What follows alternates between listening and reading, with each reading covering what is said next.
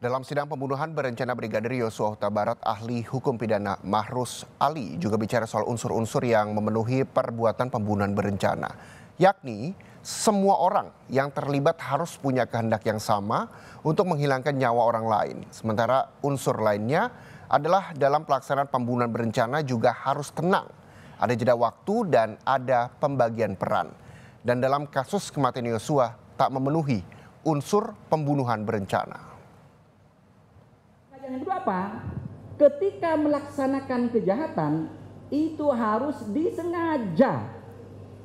Artinya apa? Kalau A, B, C, maka harus ada pembagian peran di sini. Dan pembagian peran itu bukan karena kebetulan, memang sudah disepakati sebelumnya.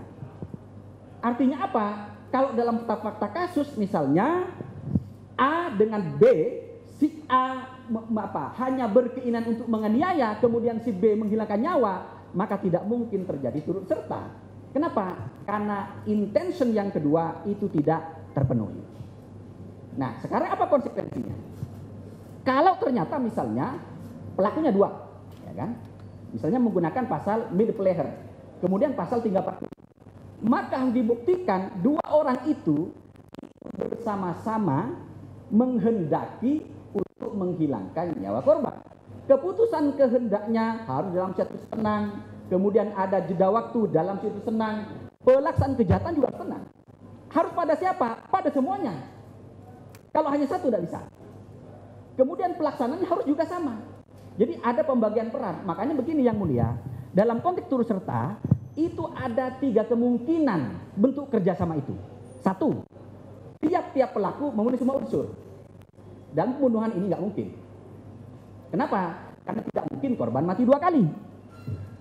Ya, kalau pelakunya 2, nggak mungkin dianggap player semua, nggak mungkin. Kenapa? Karena tidak mungkin korban mati 2 kali. Pasti hanya ada satu perbuatan dari salah satu pelaku yang itu merupakan sebab bagi timbulnya kematian. Nah, maka yang paling mungkin adalah yang kedua atau yang ketiga. Apa itu? Tiap-tiap pelaku sebetulnya tidak ada yang tidak ada yang menunsur, tidak ada. Tapi kalau digabung ini unsur semuanya terpenuhi. Nah, yang ketiga dari 2 pelaku hanya satu yang memenuhi, yang lain tidak. Tapi ingat, meskipun yang lain tidak memenuhi, tapi dalam pidana nama apa? Dia melakukan substantial part, bagian terpenting bagi terwujudnya delik. Artinya apa? Si A itu tidak mungkin menghilangkan nyawa kalau tidak ada perbuatan si B yang melakukan proses kerjasama. Itu harus dibuktikan. Kalau tidak, maka harus bebas.